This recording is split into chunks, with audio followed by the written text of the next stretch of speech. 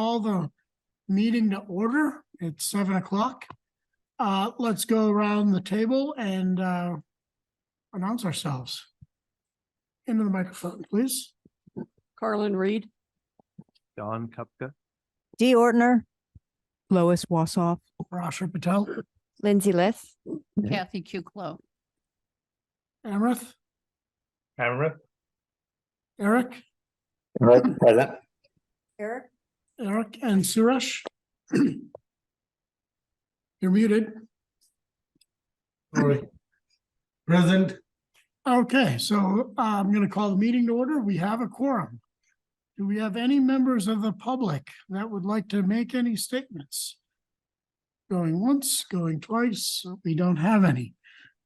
Excuse me, so let's do a quick update on follow-up items. It will be very, very quick.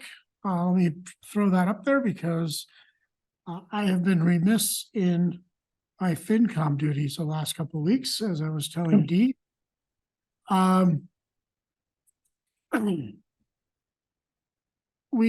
guess we will put this in process. So one thing we were supposed to do last week is place the letters we sent to the FinCom, our letters to school committee, 250th committee and the select board on the website. And it's in process because Dee is going to be talking to, who are you communicating with?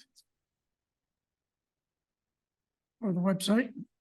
yeah, Donna Donna. McIntosh, Donna McIntosh. They will hopefully get posted in the next couple days. Dee, I think also the next one, we need to update, we need to upload the Hilltop slide deck. I'll forward that to you as well, okay? All right. And then we have the updated metrics slide to show. And so have you sent that around to everybody or should I just pull that up? Pull that out. Let me pull that up. I sent it to that small. And these then will get posted as well. Excuse me. So.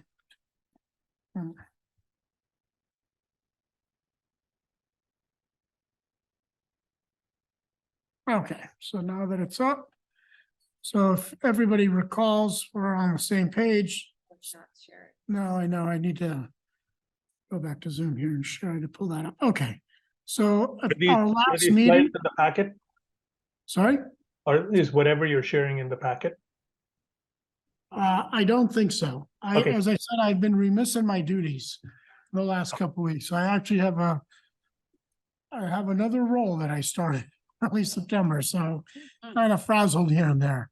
My days are not what they used to be anymore. In any case, we all agreed at the September 7th meeting that we would review and discuss the potential guideline metrics. There were 2 of them proposed. After a lot of discussion, we settled on 3 metrics for the budget requests and the guidelines. And Lindsay then updated the slides that we had used for discussion, which is this slide here. And the next slide, which now shows the 3 metrics that we will be using for our guideline discussion. And these will also go on the website. Okay. We edited based on the discussion that was there. So let's go back to the screen share for the to-do list. So that is also going to be in progress because it'll happen soon enough. And we did send the proposed calendar to at least Steve and Carrie. We're going to discuss the new dates and kind of why and finalize that today. All right. Anybody recall anything that's missing from the to-do list that didn't make it from last meeting? Kathy, you've got a puzzled look on your face.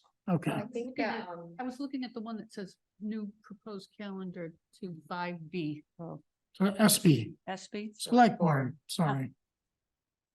Select Board. I was just gonna say number 32, it's update and post, right, to the. Yes, we will Yeah. update, we will update, yeah, and then that's good. post it to the- Yep. Perfect. Good, okay. so far so good on the small objectives and steps we've set out for ourselves. Speaking of which, by the way, I did receive an unprompted comment from a member of the public that liked our work plan, and particularly the fact that we were actually sending correspondence to other committees voicing our opinions and thoughts. They thought that a lot of the times the boards and the committees operate in silos, and they appreciated what we're trying to do. And so that was very unprompted, much appreciated, and thought I would pass that feedback along to everybody. Update from the chair's breakfast. I do not have one because I missed it and I neglected to inform Eric, because I didn't want to give him, overnight notice. So we were not present. I'm wondering, Carrie, were you at okay, there you go. So obviously there was nothing significant to discuss because we weren't there. Right. Just kidding. I'll circle back with Henry and find out if there was anything and report back. Let's quickly go around the room to the liaisons. Carlin, I'm going to start in your corner. Anything from the rec department? Okay, Recreation Department, their meeting is coming up September 26th. And they have a bunch of stuff happening because the director for Recreation Department, Anna McEwen, is going to be leaving September 29. They've just hired a new assistant director, DJ Fimiani. He's been the rec supervisor since 2020. They just hired the new recreation facilities coordinator, and they just hired the new aquatics manager, and they're interviewing for a new BD Center general manager. So one of the big items on their meeting coming up is transition plan and department personnel issues. So they're in a bit of flux. They're also going to be talking an update on the recreation facilities strategic plan. Remember the last time I reported about a draft that had been floated? Well, that'll be changed. And then they're also going to be talking about the CPC applications. Now, the CPC applications are interesting. We've got $2.5 million in CPC funds. They've been requested, but we have only available roughly $2 million, as I understand. And of that 2.5, recreation is $783,000, split among 9 different projects, some of them tagged with open space. 1.2 million is housing, and historic preservation is 515,000. So recreation has kind of a big plate in the CPC world. We'll be talking about that at the meeting coming up. The other thing I noticed that on the personnel matter, that we have a job opening for an assistant town manager. And I don't know how we do that because we already have a deputy town manager, and I don't know if that's a part of it or not. So that's what I have for recreation. Okay, thank you. Don? Can I just make the comment Go ahead. about, okay. This is for Carlin and the rec department. I received an email from Wendy Ravelli on September 19th. And she said she was just listening to the August 22nd Finance Committee and noted that Carlin thought the Recreation Department was going to submit an application to CPC. As noted below, that is not, and this is a different email, as noted below, that is not going to happen, but instead to be funded through the Recreation Department or CPW. Can you pass this on to Carlin? And the previous email was from Anna McEwen. And she said, hi, Wendy, we did not actually end up submitting the request. Instead, the funding is going to be included in either the Recreation or Public Works Department budget request for FY25. That's great. Thank you very much. There was a duplication of those applications, and I was wondering how they were going to resolve it. I had not heard that information, but based on the list, you're absolutely right. They didn't submit something for write out to CPC it, but instead they're part of these other 9 applications somehow. Okay, thank you. Yep. Okay, Don, want to go ahead with any update from Minuteman? No update. Okay, D, schools. No.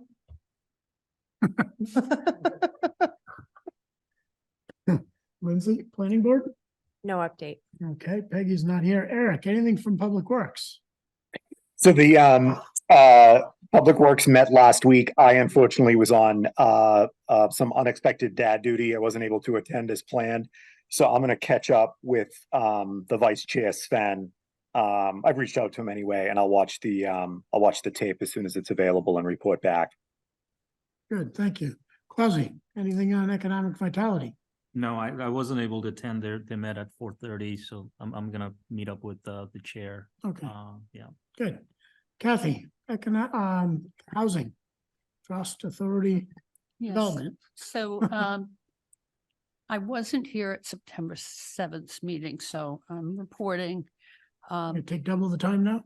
Excuse me? You take double the time? No, I'm not gonna take double the time, but I wanted to make sure I wasn't repeating myself. But I just wanted to make sure everybody knew that the Affordable Trust, as well as the Select Board, both at the end of August, approved the policy statement for the guidelines of the housing production plan. So that's through 2028. And from a finance standpoint, I think I've mentioned before that for the last 4 years, their funding has come from the town out of free cash. And Carrie can tell me if I'm mistaken. I think it's come out of free cash. However, they're going to be not asking for free cash. They are going to be applying to CPC and ARPA. Asking for the ARPA funds from Right. They'll ask for select board half plus CPC funds. CPC and ARPA. Okay, but they're gonna, two different sources, right? Two different sources, $500,000 each. Half They a will be million? asking for. So that's a $500,000 increase from previous years. No, last year, so the way it's been funded is $500,000 per year for 4 years, and Right. last year it was a full million. Or what? That's why they have $3 million. No, Carrie's was thinking otherwise. Can you come up, Carrie, and just clarify this? I'm sorry. I know you wanted to work in peace. Harry? This is from the trust.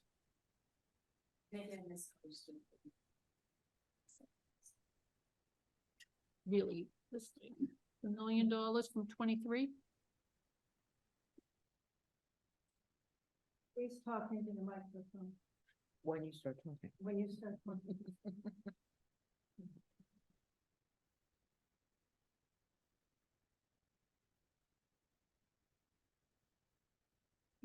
So this, I know you're not all looking at this. This town meeting article, I believe, has to do with money that was set aside for the Junction Village project that was Okay, right, transferred Okay, over. I think that's what that million, the new money has been $500,000 per year. okay. So, but this year, then it sounds like they're asking $1 million. $500,000 from ARPA Select Board And and half a million. $500,000 from CPC. So $500,000 above and beyond. Okay, thank you. Anything else? No, I think things are moving along. Coffee, I didn't, Peggy's not here and Suresh, school committee, the building committee, any, are the walls up yet? Yeah, in process. The committee was, met with the committee this morning, attended the meeting. The school separately progressing well according to what was reported. They did pass a vote upon 3 changes. One was a change order for some unforeseen soil conditions. And I missed the dollar value because I was driving and right on route to near behind the high school, and you miss your signal there. So it was, I think, 30 to 35,000 if memory serves me right. The other change order this agreed upon was a time extension of about 5 weeks to the general contractor, which will, it's a change to a milestone. The school occupancy date will still remain the same in February 2025. So that's no change. And they also reported that they have applied for 250,000 to the CPC funds, what Colin mentioned, out of the, and was mentioned that the total funds are over, the requests are over $2 million. So we'll see what happens. Okay, thank you very much. Okay, let's go to the next item on the agenda, which is update on fiscal year 24 revenue and spend. I think Steve is here to give us a update. I understand we're only less than a quarter into fiscal year 24, but some general sense would be helpful. Steve, would you like me to put up the document you sent, or is that you sent earlier today? Document I sent you, Yeah, that, do you have something? that was all FY 23. Okay. So are you gonna just, And a rough prediction of the free cash for FY 24. okay. So should I put this up here, or what's your sense? Sure. Go ahead.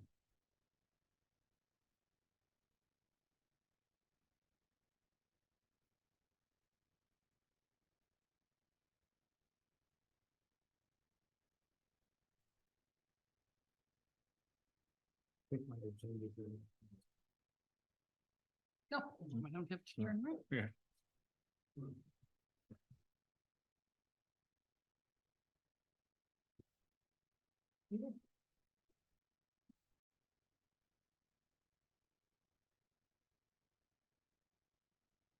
Well, before I begin, I want to point out to everybody that these are very preliminary numbers. I tried to make it clear in all of these little scenarios that they are incomplete and uncertified. So they will change, but I don't believe that they're going to change much. Reading from the bottom, that is the year-end status that we have so far on the general fund operating budget. And you can see that the schools appear to be not spending 326. I'm sorry, should I be going down? You said from the bottom? I got distracted. Me? Where are we reading from? The top or the bottom? Yes. Right here. On budget. Okay. Oh, thank you. So the schools appear to have finished with a surplus of $326,000, but they are still applying a variety of journal entries. So this is not a final number. And we're doing the same thing with the town operating budget, where it shows here at $2.1 million as a surplus. That is not going to translate into the free cash estimate at the top of the page, because the last item on that list, the joint town and school expenses, as I understand it, that $1.142 million surplus transfers into the insurance reserve. Where's the 1.2? 1.1. It's Oh, it's down at the- 1.1, it's okay, down at the sorry. Bottom Yep. of the column. Yep, I see. Joint It. town. Okay. So when you look, Insurance reserve. pardon me, What's the insurance reserve? What do you mean by insurance reserve? it's a set aside to cover unanticipated insurance expenses and to draw from. And the town manager can explain it much better than I can. So it's a reserve for insurance. Yeah, so. Quasi, into the microphone. So the town's insurance, both health insurance and workers' comp and police fire injury, those insurance programs, they are all self-funded. And so we do transfer the annual budget savings to the reserve up to a certain point, so that we are able to, have those have stop loss coverage at like $500,000 each. So we need to be able to have funds in the insurance reserve in the event that we have big claims that we pay out. I have a question about the top of the page. Yeah. This slide shows $4 million operating surplus of 2.1. I'm sorry, This page, okay, and this page, Wait a minute, the version I just sent you, Yeah. that's the this is the one that you just, I know, that's what this is. No, yeah. Yeah, the handout is different. Oh, fair. Okay, I'm putting up the right version. In and out. Okay, we lost a million. Okay, this is the most The recent insurance- here. The insurance reserve. Ah, Okay. okay. All right. And what happens to the reserve if you don't use it, if you don't have to use it? So it stays in that fund, and it could be moved on a vote of town meeting. So so we have about $2 million in that fund right now, so we will need to do an analysis to determine would we move all of that into the reserve, or would we only move a portion of it and the rest would fall to free cash? I am hoping a little bit later in the meeting, we can talk about health insurance just for a bit, because we have an opportunity to move health insurance to a fully insured plan, and that might lend a lot of savings to the town. So if you have a moment at some point during the meeting. I think we should probably do it during this segment, but before we do that, when you get a chance, Steve, send me the updated version, please, because I think what you did in the second email is sent me the old version. So just so that we have it for our records, okay? And those of you on remote, I'll resend an updated version to you guys. That's into the same one. Yeah, okay. So only the top table number is incorrect relative to what I'm displaying. Okay, What it should be, sorry? at the top line of the operating budget surplus, what it should be. Should be 9,500. Oh, no, I understand. That's what I'm saying. It's only, right, Should be 957. right. So let me just make sure though, currently, if we look at the fiscal year 24 cash estimate, it's uncertified, but so help me understand how we go from the general fund budget down at the bottom. 2.4, some of that is getting transferred. Is that the 957? Help me understand the rough math. The $2.1 million that you see there for the town surplus Yep, has the 1.142 million at the bottom of that list transferred out. taken out of. So the difference is the 9,457. Thank you. Okay. And when will we know when the schools are done with their 326? Have some additional invoices to pay off in essence? We're getting journal entries from them weekly at this point, and I believe that after about 60 of them, they're almost finished. This week, next week, a month? I would say, yeah, probably. I was gonna say by the end of this month, but that's pretty quick. That's next week. Yeah. It's supposed to be by Into, September 30 is the cutoff. okay. And so after September 30th, whatever money's left, I understand some of it should come back to the town. They're supposed to send us a big check. Is that not correct? Well, no, I mean, this is what they've told us. I would like to get an understanding of how much comes back to the town. Yeah, so we're waiting to hear about that 300 and. Right, The the 326. 326. Okay, so can I put down as a to-do item Mhm. that the finance department will let the finance committee know how much money came back from the schools? Yes. Okay, thank you. Do folks have other questions? Let's just go around the area. Go ahead. Yeah. I'd also like to know what the total balance of the insurance reserve is. You said that was around 2 million, is that? Yeah, I believe, I mean, I'm not in the books day to day. My No, so my just give me recollection the is full. around, it's around 2 million. And I'm just curious, is that normal to carry a large number in that bucket? Well, again, our reinsurance limit is $500,000. So we are liable for up to $500,000 per claim for workers' comp or police fire injured on duty. So that's not a lot. On the insurance side, we are also self-funded, but we're we're part of a group right now. So we have reinsurance with that group too. We don't have as much exposure there because the reinsurance is for the group as a whole.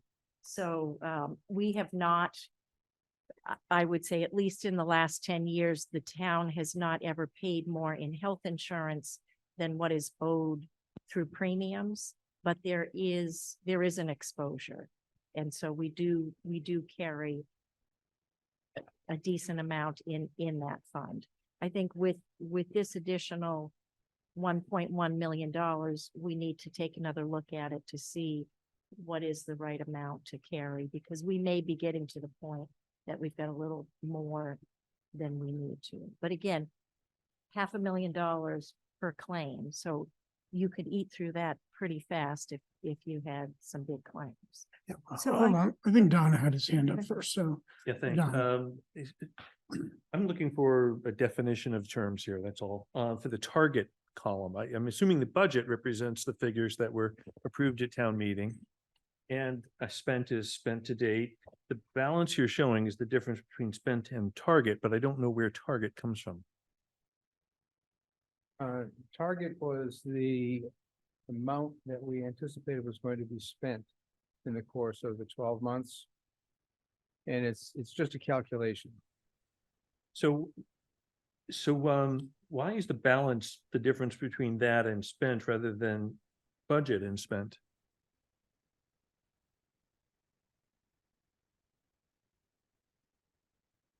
Because sometimes we make mistakes. I'm sorry, can we just go back to the target column though? It's the wrong two columns being added Uh, together. So what's the target then? I missed that. The target is a vestige of something I was working on for the current fiscal year. And Fiscal it year doesn't really apply. 24. It's really just budget and spent Okay, that we should be looking at. And Okay. Dawn is correct. The wrong two columns are being added together. Or being. so we should ignore the target column. Pardon me? We should ignore the target column? So I think the target is actual. Is it actual? No. Well, no. Spent is No. actual. Spent is a- But it, So is that like revised budget, like based on how much? it's simply the number of weeks as a ratio of the year that we would be reporting on in the current year. And I use the same spreadsheet to do this and delete that column. Oh, so then is it a year to a budget pro rata for this portion of the year? No. No? No, if we, that column shouldn't be there. Okay. Yeah, let's see. So, okay, so if that column is deleted, Right up.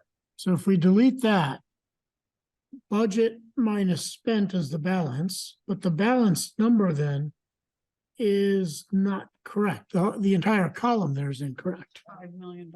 That, unfortunately, you're right, Sorry? but I will send you a corrected version in about 30 seconds. Well, okay.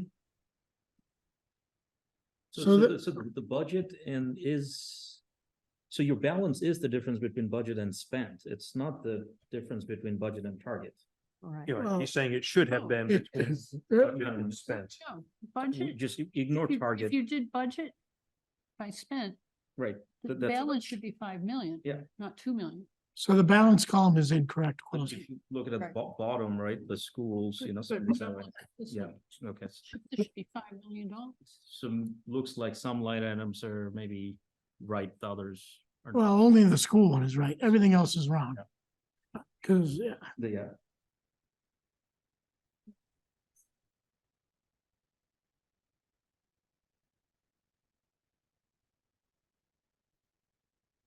the reason the school one is correct is because the target is the same as the budget. So by definition, the school ended up being correct. So the question I had is for Carrie. Carrie, the top where it says FY 23 revenues and you had in the grid, you have on the right-hand side, the total of 2 million. And you said that you hold because you might have a need for that depending on what happens during the year, correct? No, I'm not following. Okay, I'm at the top of the page. Yeah. And I'm looking at this number over here, the 2 million. Yes. And you had described that as being money that you have so that if there is an accident, if something happens, No, No. no? No, no, no. no. That's down here. Oh, the self-funded Yeah. column is the money that you have. No, no, no, no. Transfers to insurance, right down here. down at Here the where it bottom. says joint Way towns, Transfers to insurance reserve right. Yeah. Right, that 1,142,000 Is will transfer self-insurance. if we Into the don't into the into the insurance reserve. reserve. right. Okay, so what is the, thank you for all that clarification. What do you do at the end of the year with the reserve? If at the end you So- transfer it into the reserve, do you just keep building that? Or do you at some point in time say we have enough in the reserve and where does that money go? Right, so it's a separate fund. It does not close. Okay, Uh, we are at the point where we need to update the analysis to determine, do we have enough or do we have too much? If we have too much, then we would be releasing that. I guess you could think of it similar to the overlay account, where you have to have a town meeting action to release it. But we may be at that point when we're able to do that Mhm. analysis, or Mhm. we may be just say, you know what, this is the top, the 3 million. If the balance is still around 2 million, the 3 million is the mark. And then anything over that, okay. we would release. So where do you release it to? So it would be released to, well, it could become part of free cash. Depending Okay, on all how right. there's a potential town meeting could, if we said there was $500,000 You might, too much, town meeting could say, okay, put it in a stabilization. fund. right, right. Or it could be, if no action happened and it was released, it would go through the free cash. Okay. Thank you. And thanks for everybody Well, to before, we've got, guide me in the right direction here. okay, well, we've got some folks remote, Suresh and then Eric. So I have a question for Carrie, a two-part question. If the insurance, what you carry, let's say $500,000, your deductible, whatever you want to call it, and you don't use that up right away, so why would not, the second part of the question would be, why not move that in the rest of the money into free cash, which gives the town a better leverage in the bond market, and then when you need it, because you obviously would not need it right away, it would be over a period of time, and it can go back to town meeting and make an article to move the money. Would that work or not work? So if I'm understanding you correctly, I think the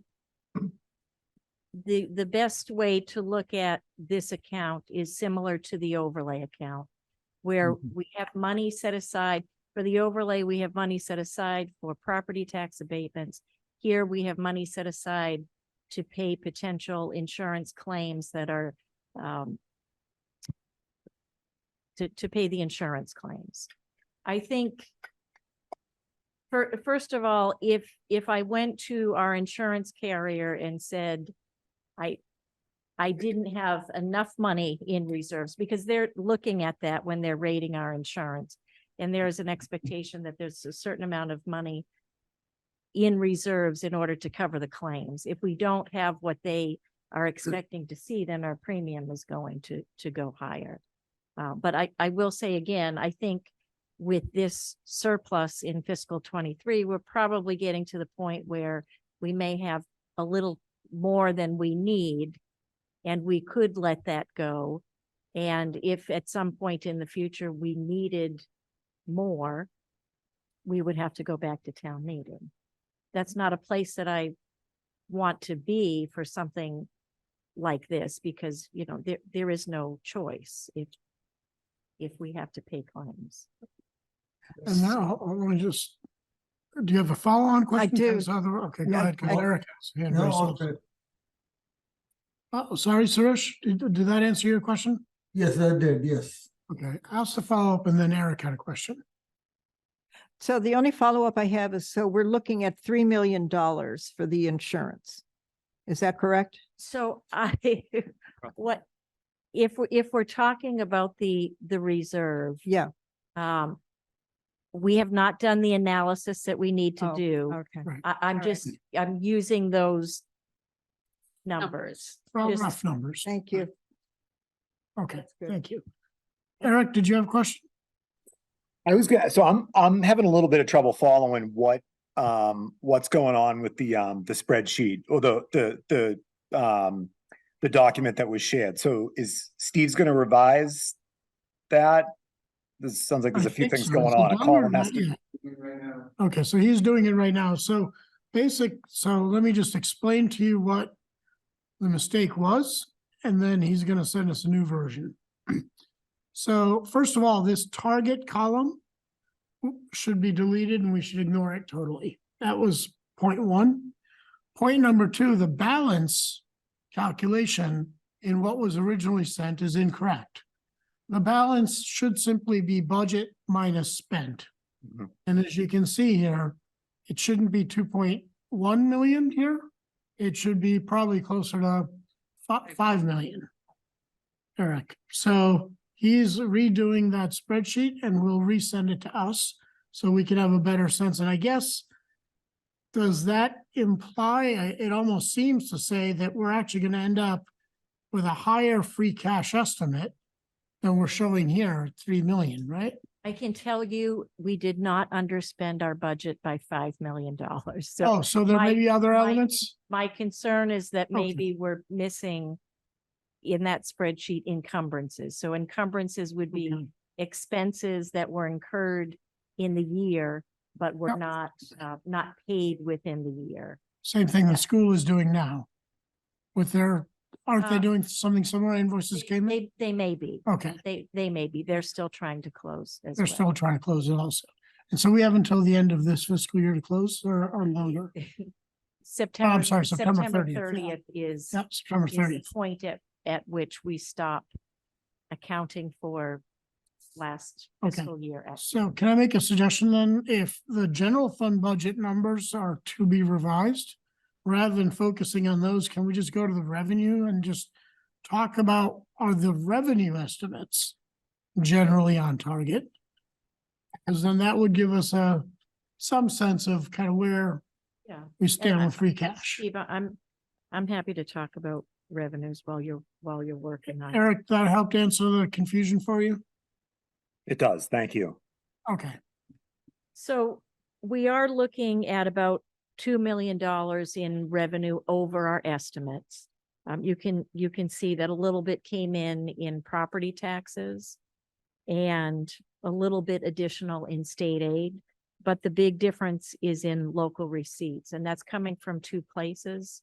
Our building permit receipts were higher than what we expected. And you will see in fiscal 24, if we flip there, our new growth is actually a couple $100,000 higher than what we projected. What we found out is during the pandemic, everybody renovated their home. And we didn't necessarily expect that or account for that, but our building permit receipts were higher. Has nothing to do with the middle school. Yep. The middle school did not pay a building permit fee. We didn't assess a building permit fee for that project. So it's really just from what the assessors are saying, everybody renovated interesting. their house during the pandemic. On the investment income side, the interest rates they're better than what they were when we put the fiscal 23 budget together. And so those are the two main places that the funds are coming. Does that show the investment income shows up under local It receipts? does under Okay. local receipts. Meals tax is doing better than it was during the pandemic years. The rooms tax is as well. I'm not sure if it's been mentioned here before. We have the shelter at the Best Western. they're paying rooms tax. So for the first time in a very long time, we've been collecting a lot of rooms tax associated with that property because it hasn't had the greatest, the most consistent rental or Occupancy. rate. occupancy. And now it's fully occupied, Yep. so we're receiving. Good. That's good too. Questions around the revenue side? Harlan? On the room tax from the shelter, who's paying that? Is that the state? That is a state, it's a state-run facility. Any other questions? A quick question, and then I promise this is the last question around the insurance money. You mentioned, interest. Is the insurance money sitting in an interest-bearing account? All of our idle funds are invested in ways that are allowed under Mass General Law. So we pool all of our idle funds. They're all invested, and we apportion the interest based on the balances that are in the different funds. And when you say invested, what does that mean? Well, I Is- mean, is they're, it like a it's- mutual fund or? oh, no, we can't do anything like that. So, it's anything from just essentially a savings account, T-bills, those types of things. There are certain stocks that you can invest certain types of municipal funds. We don't do anything. We're not doing anything like Do you have a recommendation, Claudia? that. No, I mean, Stock tip? 3 million, even I'm if you just put it in a savings account, that's 100. No, I'm joking. Yeah, Yeah. yeah, no, it's good. And I'm sorry, do we have some sense of what fiscal year 25 revenues might look like? So we really just started projecting that, not necessarily seeing anything out of the ordinary. Obviously, with the 250th celebration, we do expect more people in the community for some period of time. There's probably going to be a little bump, but we only have so many restaurants. We only have so many hotel rooms,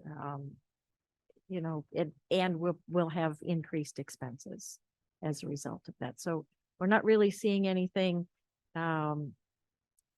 The new growth, it's too soon, and we do have projects that are under consideration. So in fiscal 25, the 300 Baker Ave property, maybe that gets permitted. That would be a pretty big permit fee. And then a bigger bump when it's actually built. But we have not yet really done much with. So will you have that by the next meeting, some sense of what If the next meeting is October the 26th? October 26th, we would Okay, be expecting to present then. yep. And I think in keeping with past practice, sort of 5-year estimate of what the revenue looks like and the 5-year costs so that we've got some sense of what's happening. When do you think this particular spreadsheet will be in a condition that you feel comfortable? Can you send it to us? Yeah, I mean, I would assume when we're not multitasking here, we'll be able to figure that out pretty quick. So I would assume tomorrow we could resend them. Okay. Do you have time to talk a little bit Yeah, about? so in the context of revenue and spending, let's talk a little bit about, I have some big giant sheets because Oh, my God. I can put something up. Let's see.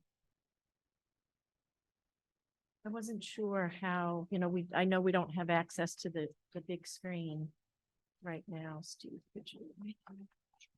are you on Zoom or you're not on I Zoom? am on Zoom. So I can stop my share and you can take Yeah. over. I will do that. She doesn't know if these I spreadsheets. have an fit. extra one. I know, right? I'm gonna put a piece of that spreadsheet up.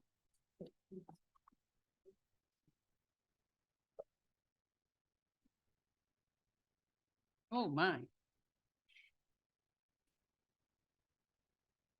These lights get any brighter?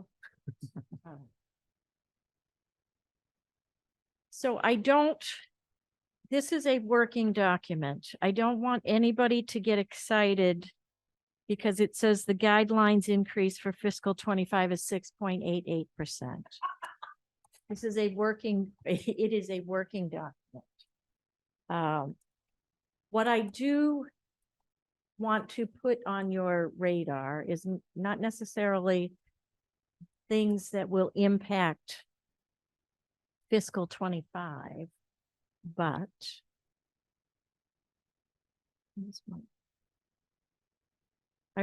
I'd like to talk about lines 27, 28, and 29 in particular. I'm gonna highlight these. Okay. Can you guys read them at home? Or should the screen be a little larger? We're able to read. Yeah, I can see it. They're good. We're good. Okay, so this, excuse me, line 27 is employee benefits. Most of that is health insurance. Sorry, could you Um, scroll left? We can see the row numbers, not line numbers now. Oh, What's sorry. 27? Yeah. So this, Oh, okay. yeah, You're okay. up by 3. Great. Okay. Again, employee benefits, most of that is health insurance. You can see in fiscal 24, the budget is 9.4 million. And we're showing 9.3 million in fiscal 25. That probably doesn't make a lot of sense. We have an opportunity to look at different health insurance offerings. And we are starting that process. So currently we're in a joint purchasing collaborative with a group called Minuteman Neshoba Health Group. We've been with this group for a very long time. It's a group of about 15 municipalities, regional school districts, and the town.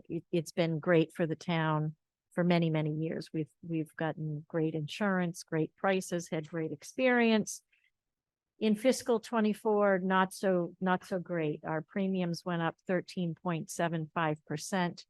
And we really didn't, we do our budget on the early side, even in the municipal world.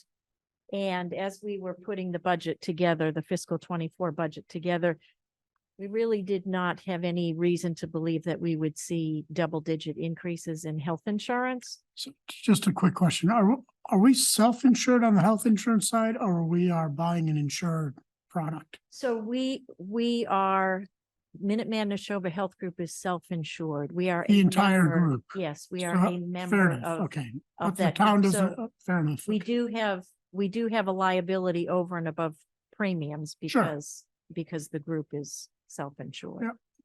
Yep. So again, we did not have any reason to believe when we were going through our budget process a year ago that we should expect health insurance rates to go up any more than they had traditionally gone up, which is, in the high single digits, up to the high single digits. But when the renewal happened in February or March, it was 13.75%. It was really, really high. We have been wondering or assuming that at some point we watch the rates of other providers, that Maya, if that is familiar to you at all, the Massachusetts Interlocal Insurance Association, that is a group of about 200 cities and towns in Massachusetts that they provide insurance, they provide health insurance, property liability insurance. We get property liability, automobile insurance from them, but not health insurance. So we have been able to watch their rates. And then there's the GIC, the Group Insurance Commission, which is the state's health insurance collaborative, and that is open to municipalities as well. So we watch their rates. We went to Maya a year ago and said, if we were to move to you, what do you think our rates would be? And they gave us some information unofficially, which made us wish we were in a position to move to them. But unfortunately, the governance agreement at Minuteman Neshoba requires us to provide notice on or before December 1st. And so we were not in a position to make that move and negotiate a change with the unions. We are now, based on the information they provided us, we have reason to believe that we would do much better with Maya or with the GIC. So we did kick that process off. We got authorization from the select board on Monday night to solicit a quote from Maya. The GIC, we'll wait to see what their rates are, but we think in any event, we'll do better with somebody else than we will with Minuteman. So why was the 13% increase? So I guess all of the towns are self-insured Yeah, collectively. Yeah. Did they do an analysis of what caused such a dramatic increase, substantial increase relative to past trends? yeah, so it's two things. And is it the insured population? There were some Yeah, claims I that, mean, it's all based on 24 months worth of claims experience. And, since the pandemic, healthcare has been crazy. There were lots of people that throughout the pandemic did not avail themselves of the same level of care that they normally would. And we're finding people who present and they're further along in an illness. It's so I guess let me interrupt that. Were they able to do an analysis showing our insured population's claim experience rate versus everybody else's? In other words, if you just looked at the town employees and their dependents and their experience, what would have happened if we were just self-insured ourselves using the same rate structure? Yeah, I and mean, everything so else? we do that. That's what I I'm was not- trying to curious. That's not. We have a health insurance advisor that does that analysis for us. And- We are looking at that now as we Okay. prepare Yep. to get a quote. I mean, I can't talk intelligently with you about that this evening. Generally speaking, our experience, Concord Public Schools, CCRSD, is generally better than the experience of the other groups. Okay. So we've that's what I was got, trying to but, understand.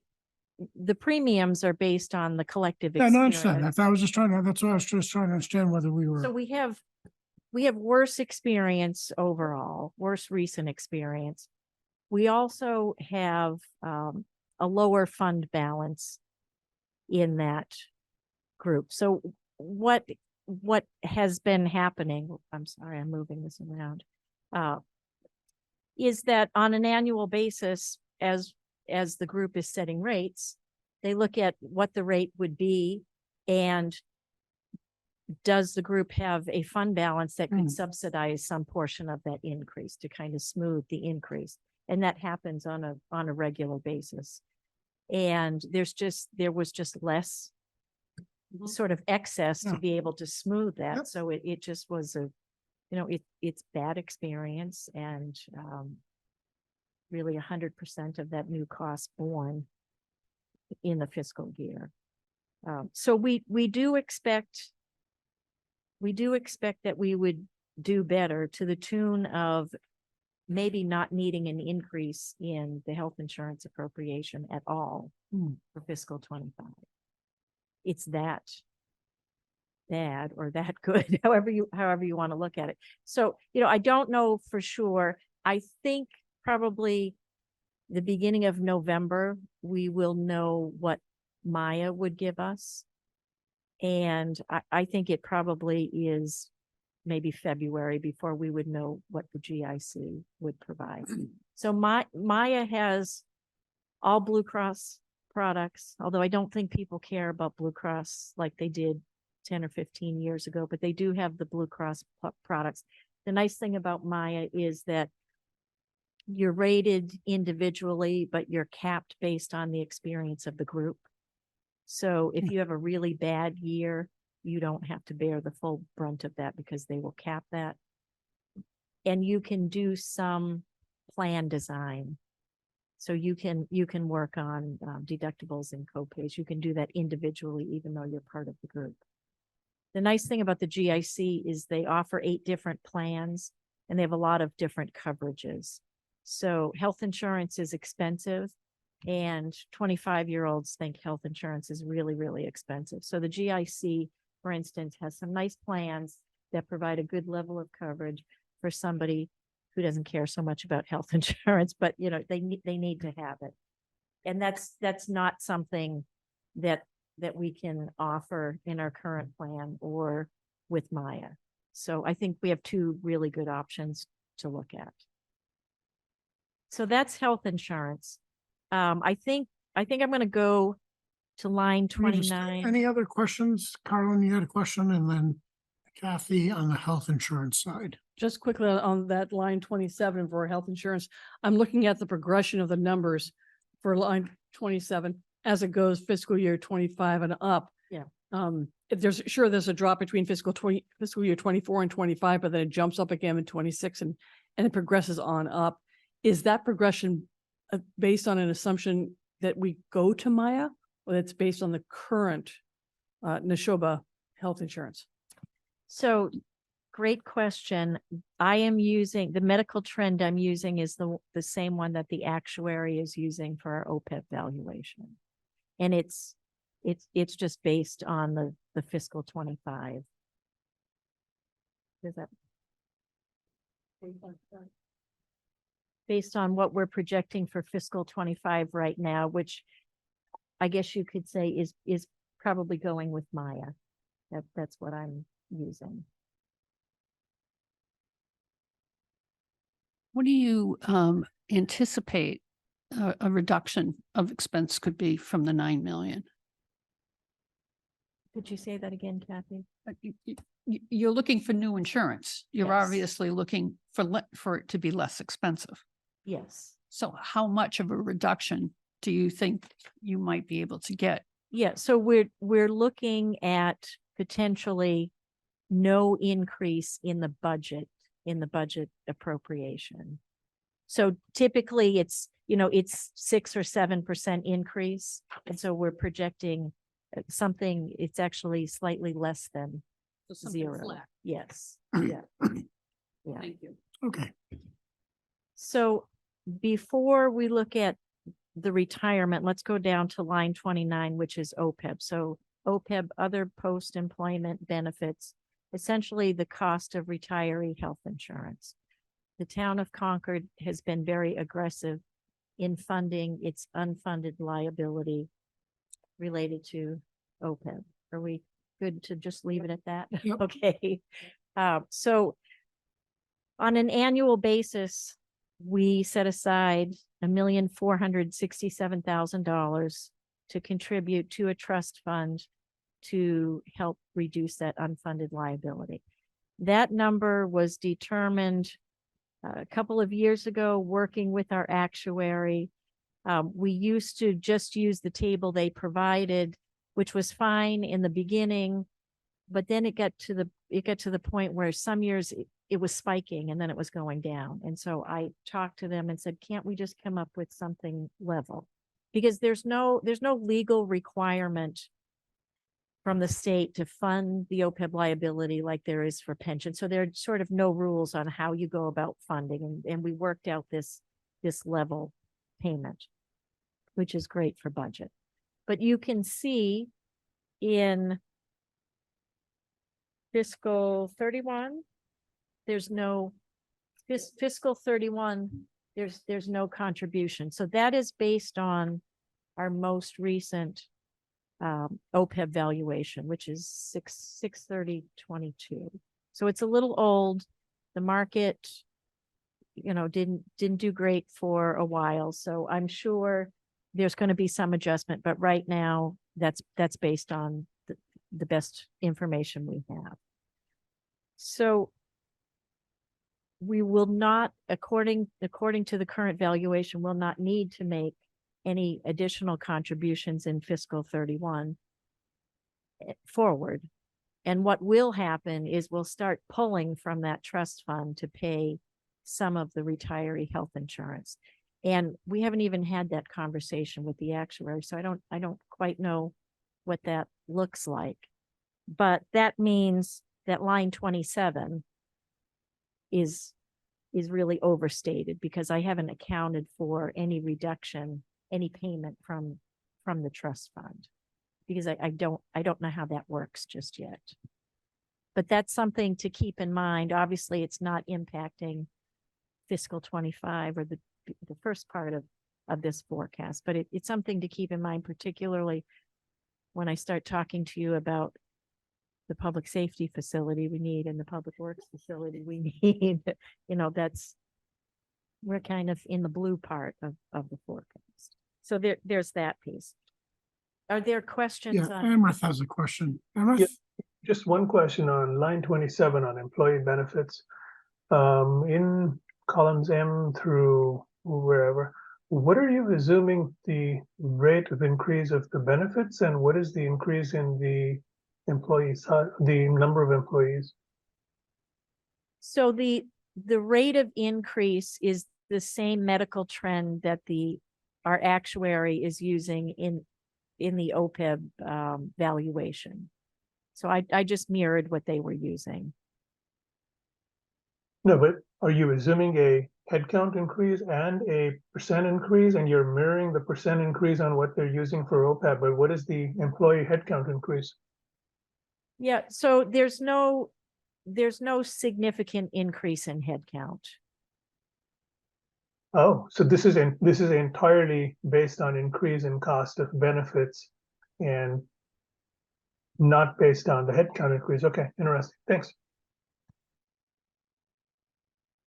I mean, what I hear year after year is people don't want to see a headcount increase. So, you know, there is some projected increase, but it's not significant. So unlike, I think, what happens with the schools where they tie their budget to some extent to enrollment changes, the town budget has generally stayed flat for projections for head count until the year you come forward and say we need extra bodies, and then it gets baked in. Right. Amrith. Yeah. So the projections are true level service, if you will, in that sense. Okay, next one. So then on line 28, which is retirement, there are two components to the annual assessment that the town receives from Concord Retirement System. The operating costs, the ongoing operating costs, and then an assessment for the unfunded liability. And so on this spreadsheet, so fiscal 30, you can see if you're looking at the difference between fiscal 29 and fiscal 30, you can see in fiscal 29, that's the last year, according to the most recent retirement system valuation that we have, that we're paying towards the unfunded liability. In fiscal 30 going forward, we're just paying for the operational expense.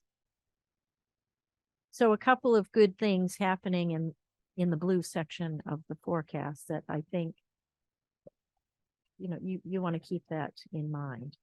I suppose, you know, we could just talk a minute about debt service too. Thank you. Sure. Unfortunately, none of us will be on the finance committee to claim credit for all this. And I'm hoping to be retired. by then. You're hoping to be in the blue column?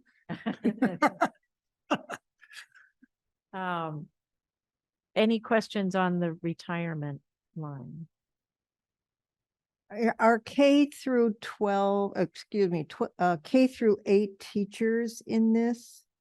Teachers are not, they are part of Mass Teachers retirement system. Okay, so this is truly just town employees And administrative and staff. At school, administrators, well, all of the non-teaching staff, non-teaching staff in the K through 8, yes, okay, are in the retirement general fund.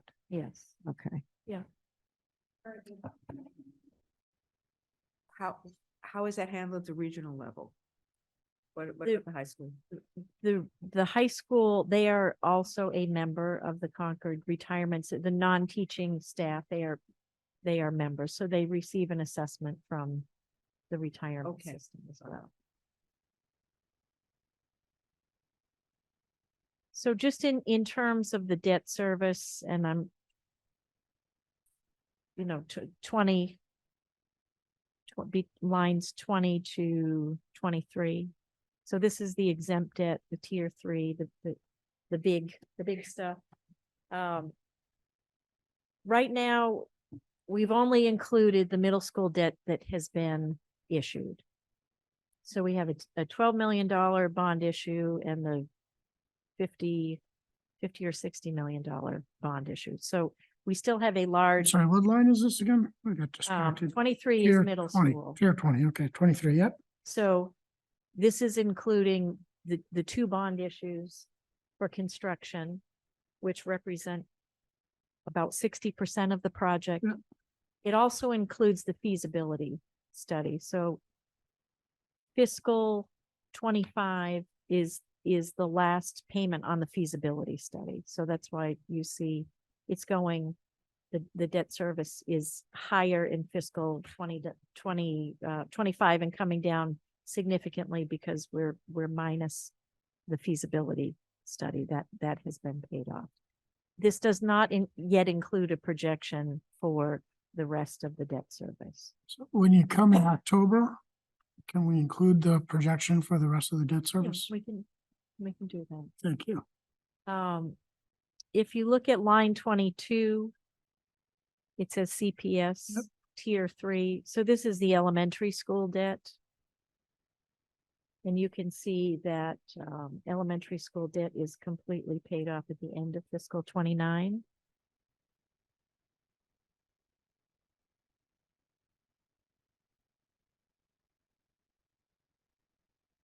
I think those were the key points there. Questions? Yeah, Carrie, the town exempt debt, the town's tier 3 debt, Yeah. that's looks like it's paid off at the end of fiscal year 28, but we've got new projects coming online. So that's going to change, right? There'll be new exempt debt that you'll have to be issuing if you're going to do things like build a new building for the fire department. Or Yes. the Yes. So this right now is showing existing debt and not projections for anything, including the middle school, but particularly on the town side, because we have not yet talked at all about what we would be looking for and when we would be looking for that. I mean, we just don't know.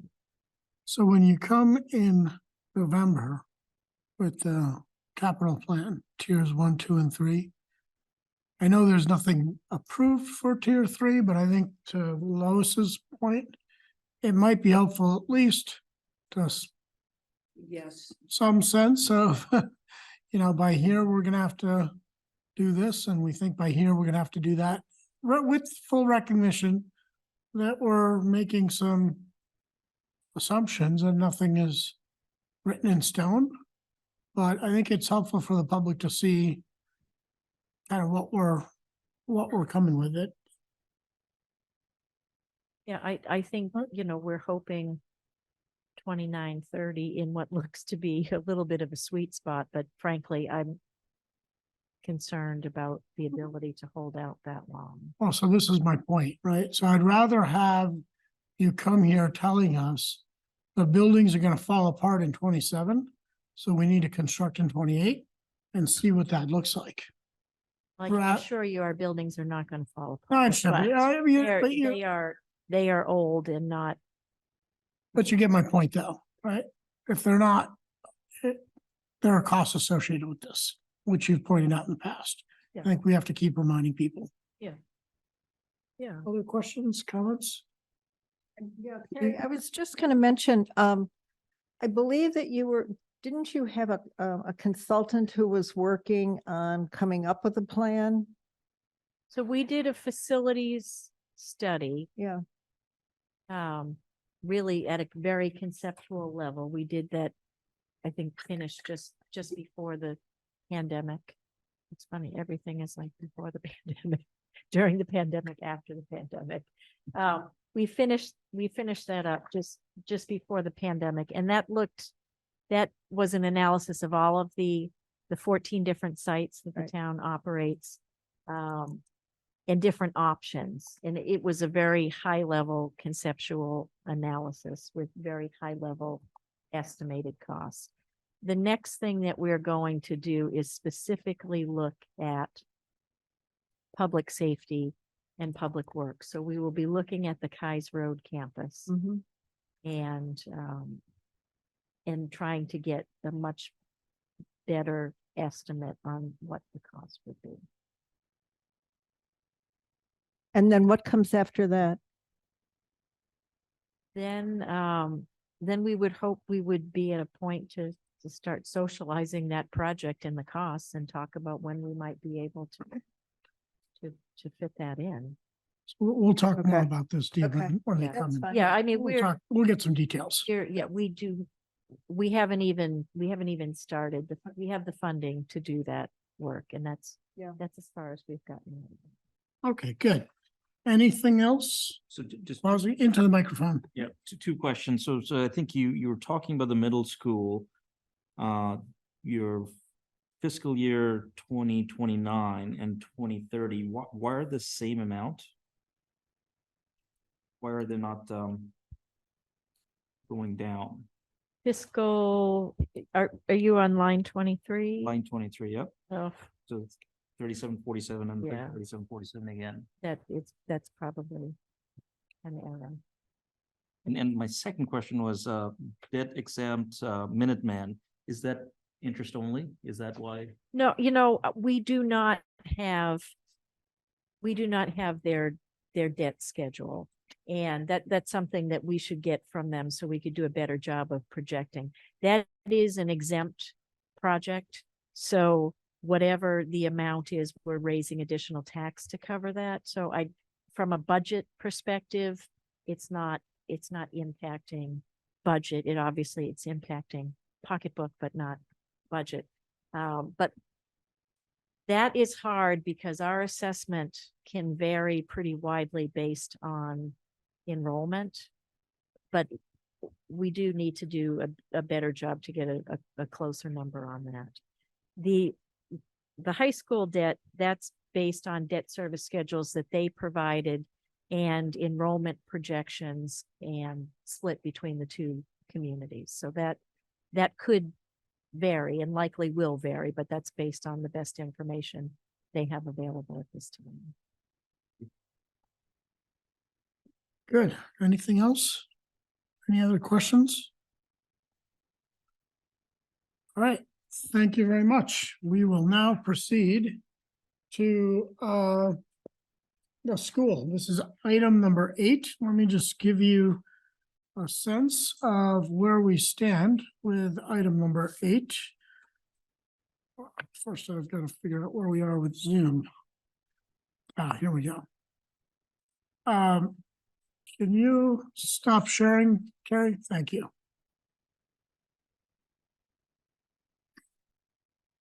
So we had originally requested the school come in and give us the same sense that Steve and Carrie did. They were unable to because they were confused about what our requests were and what our meetings were.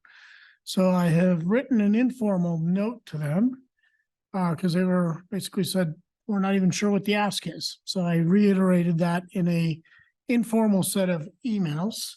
What I'd like to get agreement from the FinCom on is if I can memorialize it in a formal letter.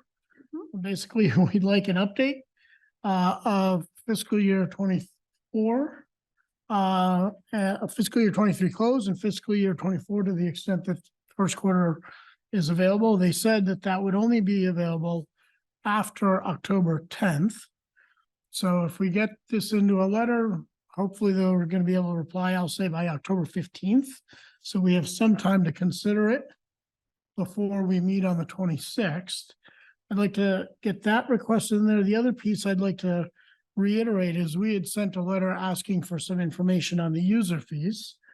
And again, the response that we got back there, which I can share with you, I did not forward it yet to the FinCom because I was expecting perhaps in reply to some of my questions that maybe they might provide a little bit more detail. But basically, they thanked us for the letter. They told us they did month-long extensive review. They've got a policy that they crafted and reviewed. They go on to say basically the fees were increased substantially, et cetera, hyper-local facilities, and then suggested that we all review the following minutes individually to get a sense of what the discussion was. And I did point out that perhaps it didn't make sense for 15 individuals to go through, 9 or 10 sets of minutes and ask for a summary. And again, the reply I got back was, we're not sure what we want, what they want, or what we want from them. I suggested, well, at a minimum, a high-level summary of the changes that were made, and then dollar comparison and overall, how much revenue did you get from fees the last 3 years? And the reply in informal email back was, well, 10 figures and frankly, not worth talking about.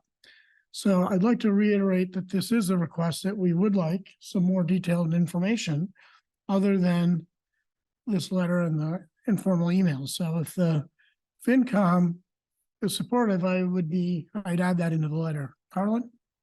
Would you please forward that letter to the Finance Committee when you have a moment? Because I'd like to be able to look at the links that are embedded in that letter.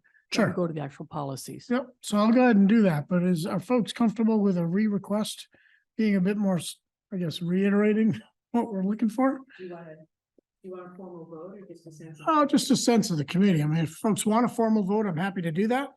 But I just want a sense of the committee. I personally found the exchange a little puzzling. I thought our letter was pretty clear, and What could you say more in this thing you're asking for the finance committee sense for? Of course, we want this information, so I don't know that anybody's says we don't want the information, but what are we actually looking to either move? Suppose it was a vote, what are we voting for hypothetically? I think, so we've already said that it would be helpful for us to send the school committee a letter in essence saying for, update on fiscal year 23 spend, update on fiscal year 24 spend, which hopefully they were supposed to come today, but they didn't. And so they weren't sure what we were looking for. So I'd put that in writing. So that's there in that letter. And in the letter also, I would put in writing and reiterate what I said to them in a series of exchange of emails, which was, hey, at a minimum, show us the fee structure difference between what it was and what it is now. And over just the last 3 years, what was the total revenue from those? That we didn't get to that level of specificity, Amrith, in the first letter because kind of thought that, they would provide that sort of detail, but they didn't really provide much detail at all, frankly. So does that answer your question, Amrith? So I'm looking for a sense of the committee. I mean, in essence. You were asking for the whole budget to actual of where they are in 23 and 24 fiscal. Oh, so, no, just similar to the summary update that we just Right. got. Yeah, yeah. Yeah, he's looking for the whole actual. For 23, Who's looking for the whole actual? we are fine. We are. Finance committee, yeah. In other words, just like we just Exactly. Yes, received. yes. So that's something they should have every day or every month. Well, I'm not going to speak for that, Yeah, but sure. But I mean, that's something that should be readily at hand. So I don't understand that. This particular item, fee structure, is very specific. I agree. Well, they wanted our initial request, if you recall, was general. Hey, we'd like some information about the fee structure and encourage you guys to look it over. Right? And they came back and said they have looked it over. Go to these links and listen for yourselves about the review we did. And that was that. And so then I asked us, well, can you show us a before and after? And a little bit more sense of how much revenue have you got in the last 3 years? And the reply I got back was what I told you. I mean, I'm happy to throw out the email chain, but so. All right. Eric's got his hand up and I have a question to follow on to. Okay, so Eric's got a question and then I'll come back to Carlin and then Amrith. Okay. Eric, you're on mute probably. Yeah, you're muted. Yeah, sorry, I was just trying to go back on camera. I mean, I would support sending a letter, I think, because there have been multiple exchanges via email. And it sounds like at least some of their responses seem to indicate confusion as to how best to respond. I think a more pointed letter that summarizes specifically what we're after may be helpful to them in responding. Thanks, Eric. Carlin. Before you press the panic button, it's possible they were thinking you wanted the policies, not a comparison of the actual dollar amount schedules. I don't know how clear your expression was, but maybe that's what's going on, because I've looked at policies in general on the school's Sure. webpage, and they have in words, but there are sections in there that have actual numbers. And maybe they thought you wanted the words, why we do things, not what's a comparison of this year versus that year. Well, I agree with you. So I provided a little specificity. As you can see, my response after that letter was, rather than have everyone go through the minutes individually, then you provide a summary. So not much to summarize. We examined the fees, determined it was appropriate, conducted a review. Other fees was significant increase. So I basically said, be helpful to see the comparison of what you're talking about in a sense of total revenues. And I got back basically, the truth is barely anyone rents these facilities, which did leave me wondering, like, why the big push to expand the gym and the auditorium for the middle school if people were barely renting these facilities in the first place. So again, I think, Carlin, to answer your question. Your opinion has been that that's not the business they're in. Well, but again, to go back to Carlin's question, I did provide specificity informally. What I'm asking for FinCom is if we're comfortable putting it in the letter again. Yes. So- Yes. Yes. Yeah, I would ask, would you consider broadening the ask to be other revenue sources? So, which could be, include user fees that are assessed to their own community. I don't know. Just curious to know if we are, as a community, having, if the schools have other revenues beyond state aid and, that which we're aware of, right? What do folks think about expanding the request? Seeing some nodding heads here. I'm just wondering, is the recreation department involved in the renting of these? We Facilities. don't know because this is the No. response we got. No, We don't know. at least not when I was. Into the microphone. At least not when I was observing The recreation. recreation committee? They Same, did not get involved. same thing when I was observing rec. I don't believe they were renting these specifically. But Rashid, I don't know whether you've gone around the room enough for me to I ask. recall specifically having. Hold on. Amrith, go ahead.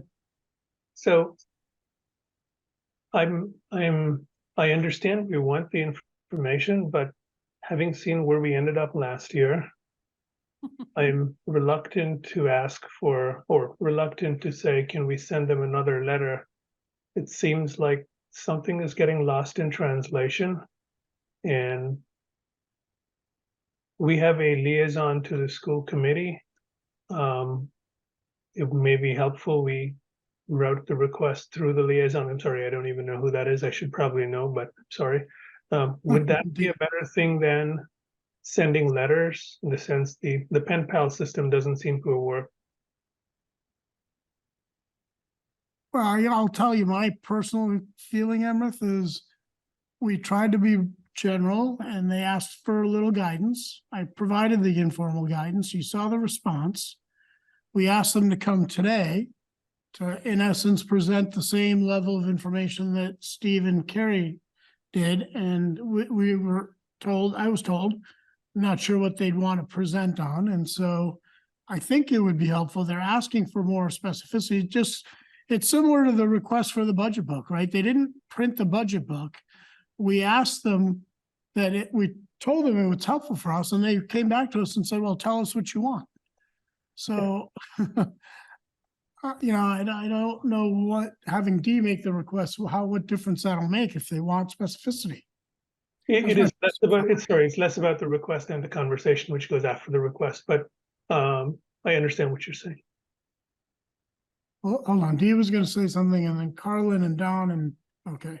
Dee was gonna- If I were to talk with the two chairs, I would ask them also if I could just talk with the superintendent, not the superintendent, but with the CFO, because he should have all the numbers right in front of him, quite honestly. I just said if. Carlin was gonna say something and then Lois. Just briefly, I was able to find the fee schedule effective September 1, 2022 under the Schedule K link. I had to go through a couple levels, so I did find the schedule that shows the hourly rates, the group rates, and any other notes. It doesn't show the dollar amount of how much was actually acquired by each one, but it shows the rates at least. Okay, but that's not our job to go digging through their stuff. I guess I'm- this is a I'm little getting- bit of a matter of I'm getting principle. I think. frustrated that we're focusing on this one issue when we really want to see the expenses. We want to see budget to actual. We want to see the whole Well, thing. that's what, I think there's consensus that the letter includes that. I That's mean, not, I don't understand why they can't be here for I don't either, and I'm not. for that piece. That piece I Oh, don't understand. Right, but I think there's But I- consensus but to I include also- that letter. I to also have don't that think, letter. I also don't want to poke the bear on this one item when we don't have the big picture. Well, my point is I would just put a reminder in saying you asked for specific, I don't view it as I view it as a response to their request for what do we want? I don't view it as poking the bear Well, because they've asked that they she didn't know. ended that email with Yes, she did not think that it was worth. I understand. And I guess we can agree to disagree on that. I mean, we can agree to disagree whether it's worth it for us or not. I mean, we asked, we sent similar letters to the 250th committee and the select board. And I would expect responses back to our letters from those entities as well. Because otherwise, what's the point of trying to engage in conversations? Can I suggest that, so the answer they gave us said it's a 5-figure number. So it's somewhere between $10,000 and $99,000. And perhaps that's close enough. And perhaps what we could do as a committee is encourage the schools to target $150,000 or something of that sort, because we know that other schools like the Minuteman have significant revenue from letting out their sports facilities to other organizations. And so use of fields and things of this sort, which may be going on today without charge. I don't know, but I think that's kind of what we're wondering. But perhaps what we could do is encourage that and leave it at that. What do you other members here think? I find it difficult to encourage folks to do things when you don't even know the baseline. Right? If it's 99,000 and we're going to 150, even that may be high.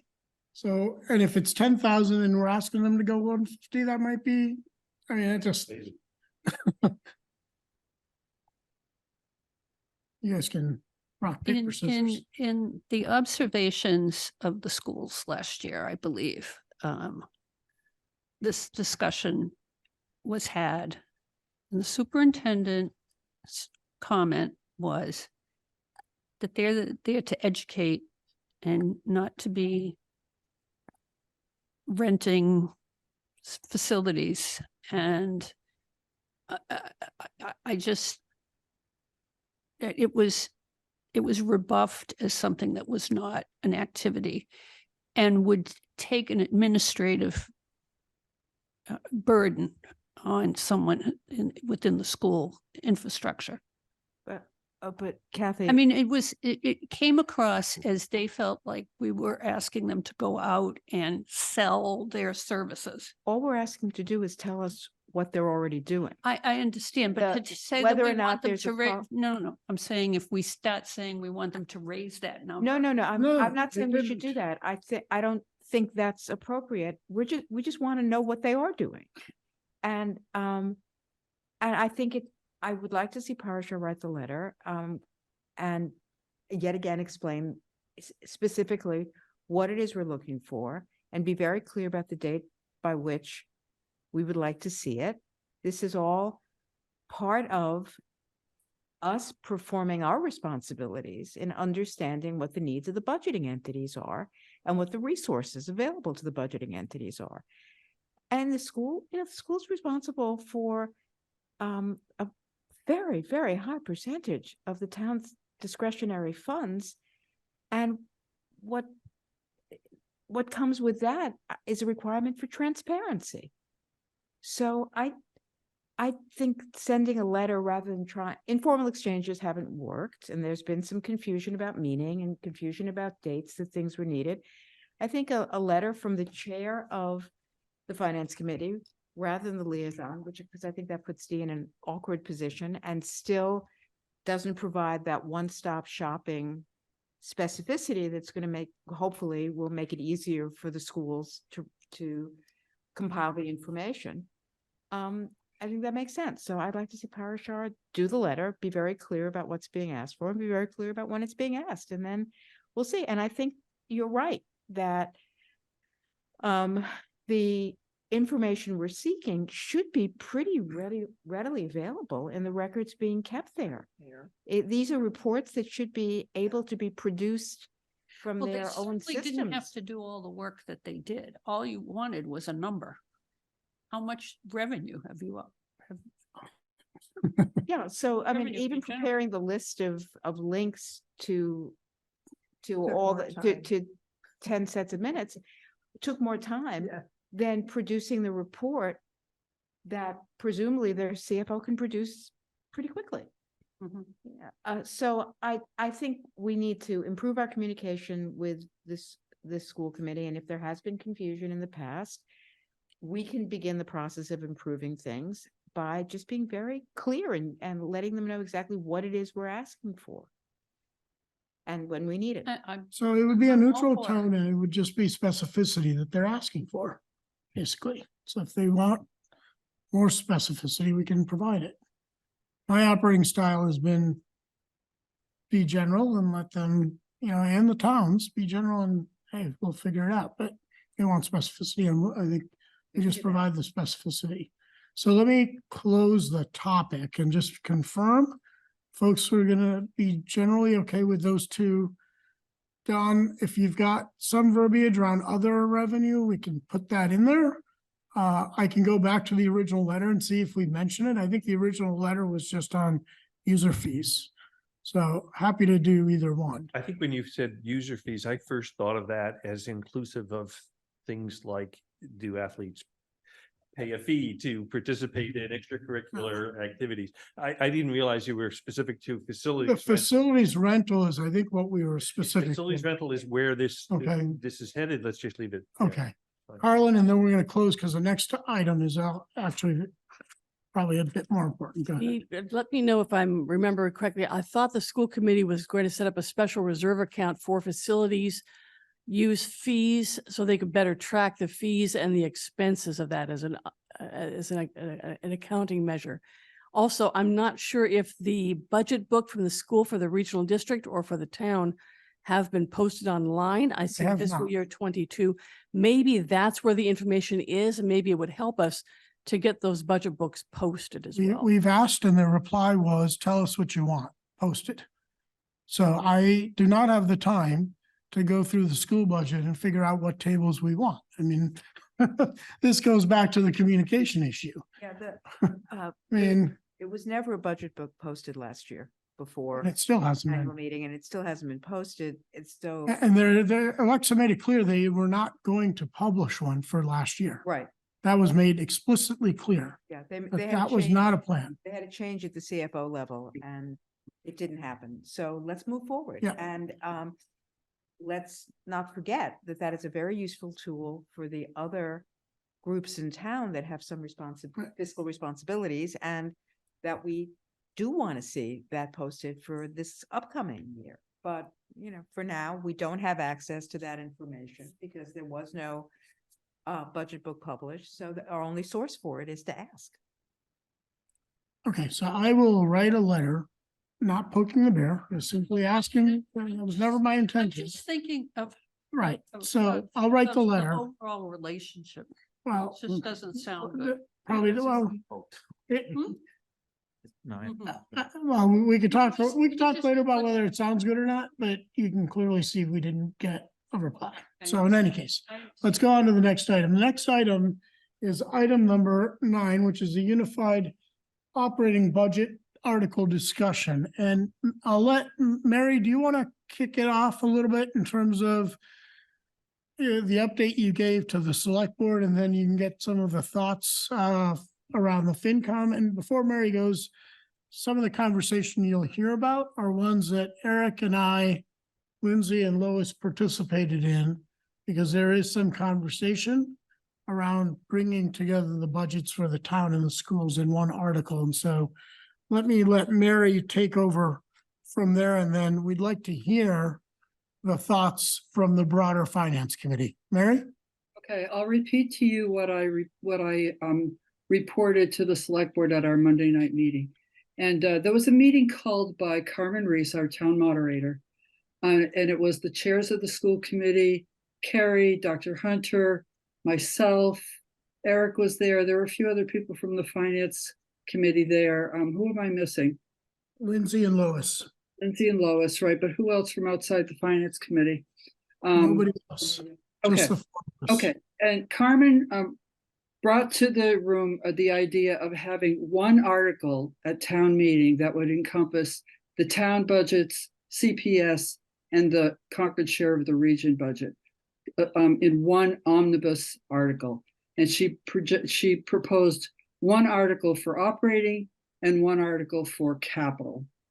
And that was discussed a little bit, and the sense of the room was that they were not ready to do the capital under one article, but there was a little bit of interest, and it's certainly worth pursuing, bringing to the town one article. As you know, right now we have 3 separate articles. Actually, we have more because the town has several articles, but it would be an article that bring all the budgets under one. And the thinking is that 2 things. It would help townspeople understand that we're all one town.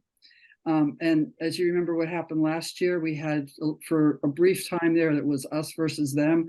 We're trying to avoid that. And the other thing is that the benefit would be that people in the town would actually see the impact to their tax bill all at once for the 3 big spending entities. So it got some interest. We took away the action that the school committee would talk about it at their next meeting. They would get the feeling for the other school committee members and hopefully some community input. And then we would see if there was interest in moving forward with that. And if there is, it would be an article that would be sponsored by the select board. Because right now the select board sponsors town budget and the school sponsors the school budget. The thing that they did want to have is they did want to make sure that Dr. Hunter got an opportunity to speak to the school budget at town meeting. So that's where we left it, where it was an initial conversation. I think it has some benefits. And we're going to let the school committee think about it and get back to us. Prashar, do you think that covers what happened? I think so. And so as Mary said, just to be clear, she brought this topic back to the select board, reported on those conversations. Yep. So the select board is aware of it. The finance committee now is aware of it. I think the school committee's meeting is coming up next week, if I'm looking at D correctly. So, the school committee will be made broadly aware of it as well. So we don't need definitive answers now. What we wanted to do is help socialize this. If folks have immediate reactions and thoughts, let's talk about them. If you have questions, we can do that as well. But think about it. Obviously, school committee's got to think about it. The select board is it's gonna be on their agenda. Is that right, Mary, in a couple weeks? We're waiting to hear from the school committee. I Okay, think so that's the next step, to hear from them if they're Yeah. interested in discussing it further. yeah, and then the one element, and Lois, you were probably gonna bring this up, but the one element for us to consider is one of the things that the school committee was asking us as a finance committee and the guideline folks is, would the finance committee have one guideline? for the entire budget or 3 separate guidelines. And so, long story short, Lindsay and Lois can chime in. We do have a town meeting vote under which we actually have to have 3 guidelines, but Well, guidelines is plural. guidelines is plural, but the moderator, Carmen, and we believe that that doesn't mean we can't have one guideline with some subs underneath. So, you know, we can accommodate the school committee's request if they want one big picture guideline. I think that's the gist of it, basically. Again, if we, as a finance committee, think it's a good idea and the select board move forward with it, I think that's something we'd have to consider as well in terms of how we set the guideline or guidelines. So having said that, did you want to add something? Because otherwise I know there's some questions. In addition to that, which was one of the points I wanted to make, the other is that in the course of the discussion, and Eric Dahlberg can speak to this because he has experience in other towns as well.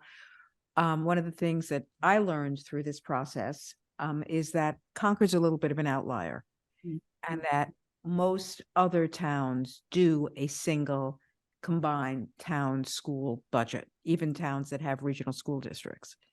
So Concord just has historically done it differently with the separate budgets, but we're not breaking new ground here. We'd actually be, as I understand it, a little more in line with what is more typical, not universal, but typical practice in other towns in the Commonwealth.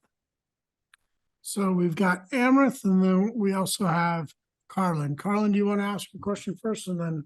Sure, just briefly, I don't know if the 2 systems are comparable in terms of how they do accountings. And I think that would be relevant to having a unified system, especially unified guideline.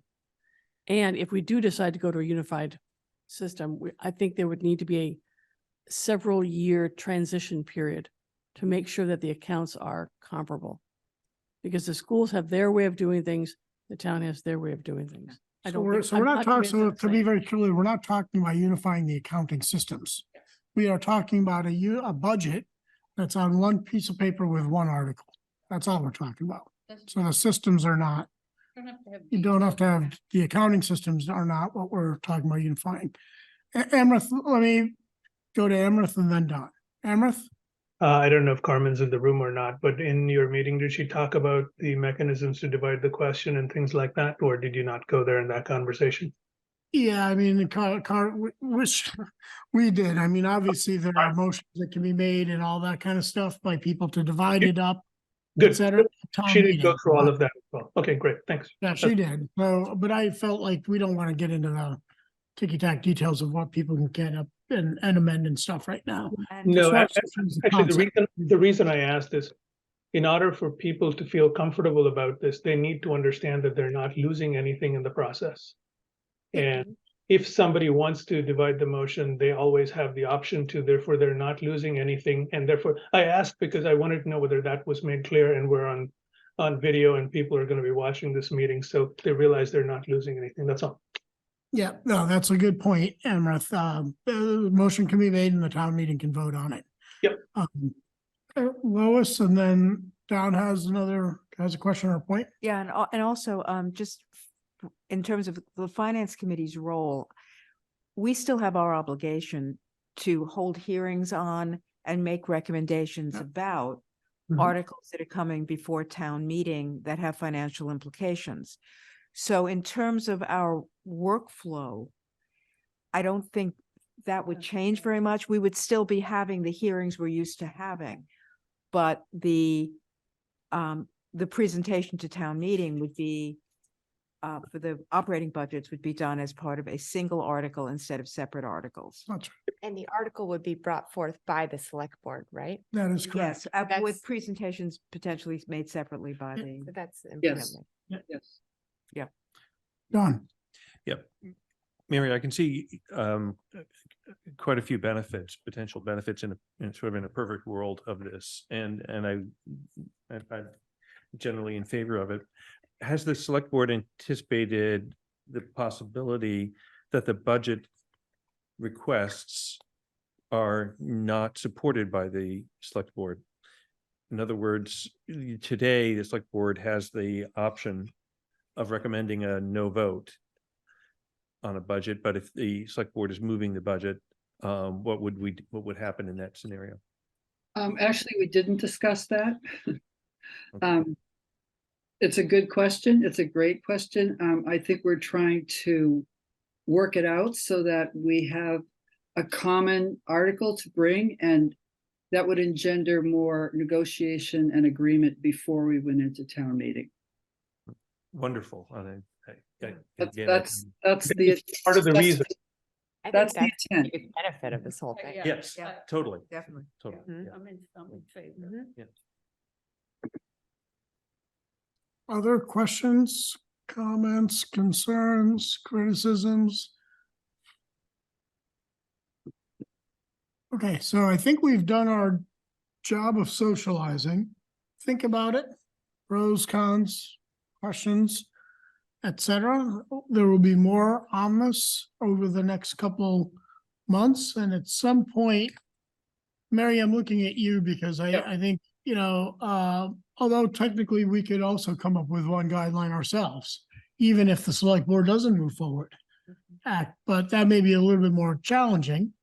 But so I think it would be helpful, Mary, for the select board and the school committees to make their, you know, to express a preference before we set our final guideline on November 29th.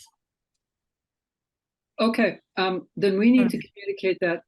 The way I feel about it right now, the ball is in the school committee's court. So we're waiting to hear them have a conversation with their colleagues, have a conversation with their community, and get back to us. So we need to communicate. I see Tracy is here, so so we might want to hear from Tracy if you're willing, Tracy. Is that your understanding of what's the next step? Yes, so we are, I was just planning on it, observing tonight. Sorry, I have a few moving pieces in my house. We are just planning on socializing. Tracy, Yeah. the clerk is asking that you identify yourself. Oh, sorry. Tracy Morano, Chair of the Regional School Committee, 39 Partridge Lane, Concord. We are going to have a discussion on Tuesday night. Great. So I don't have anything else that I can give you except for that. So But thanks. you are, it's on the agenda. Great. Yep. So that's the next step. So let me see. Prashar, tell me the deadline again, November. Well, our guidelines our formal guidelines, final guidelines have to be set November 29th. And when are you meeting? So when do you want to have it done by? A yes or a no by? So November 27th, which is the date I'm proposing that we meet to actually set the guidelines. Okay. So it's the next item on our calendar. Oh, And I know Kathy's got to leave, so I want to get to that calendar item. Got it. Okay, so. Great, thank you. How about if we say Thanksgiving and we could all have a toast for individual Thanksgiving dinners? Okay. Any other questions before we go to the next item, which is, well, I'm gonna, oh, shoot. What'd you forget? I forgot to put the calendar update on here. I thought I had it in there. Print it out. Oh, sorry. I have it Well, what printed I'm out. gonna do is I'm gonna throw this, I'm gonna put up the Word document I have. So there's been a lot of discussion back and forth about our calendar, the Finance Committee calendar. So we now have some dates that are now set in stone. And we will circulate this, but after a lot of discussion with folks back and forth, and I'm trying to figure out, here we go. Let's see if we can do this. Let's do this. I'm trying to make it larger for you guys at home. Oh, there it is. I wasn't seeing it before. Okay, so the big question really, so if you recall, a month ago or 6 weeks ago, 8 weeks ago, the schools asked us to move the budget meetings from September and October to October and November. And we said we would try to accommodate that as much as we could, but we were running into capital planning meetings, Thanksgiving, and a number of other sort of constraints. Long story short, here are the dates that we've settled on. I don't know that we're going to need October 19th, so we'll leave it on there, but probably in a week or two, we'll probably be able to cancel that meeting. The October 26th meeting now will be the first time both the schools and the town come with their 5-year revenue and cost projections, right? And that will be a meeting at which we will then set the preliminary guidelines. We'll also have the model to estimate the tax impact of what the budget request is versus maybe what our guidelines are. Everybody clear on that? Tracy, are you still with us?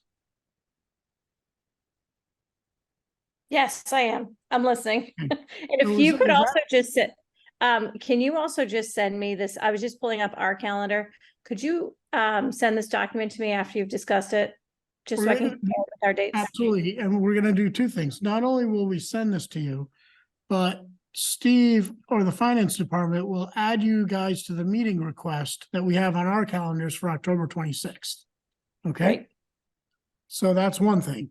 Now, originally, the select board had set a capital planning forum for November 16th, but that conflicted with the request from the schools because they had requested the second meeting to be shifted to November.